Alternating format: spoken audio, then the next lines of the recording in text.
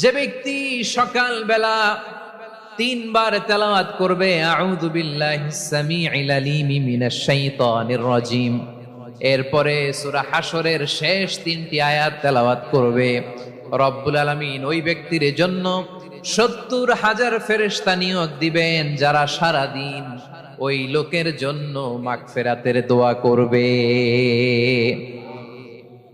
শুধু এখানেই শেষ নয়, বিশ্বনবী ফরমান ওয়া ইন মাতা ফি যালিকাল ইয়াউমি মাতা শাহীদান, ওই দিন যদি ওই ব্যক্তিটা ইন্তেকাল করে সে শহীদ হয়ে কিয়ামতের দিন আল্লাহর সামনে দাঁড়াবে। সকালবেলা যদি পড়েন তিনবার আউযু বিল্লাহিস সামিউল আলিম মিনাশ শাইতানির রাজিম তিনবার পড়ে সূরা হাশরের শেষ তিন আয়াত যদি তেলাওয়াত করেন, তাহলে আপনার জন্য আল্লাহ তাআলা ৭০,০০০ ফেরেশতা নিয়োগ করবে। সারা দিন তারা আপনার জন্য মাগফিরাতের দোয়া করবে, আর ওই দিন ইন্তেকাল করলে আল্লাহ তাআলা শহীদ হিসেবে আপনাকে কিয়ামতের দিন দাঁড় করাবে। সুবহানাল্লাহ, এত আস্তে।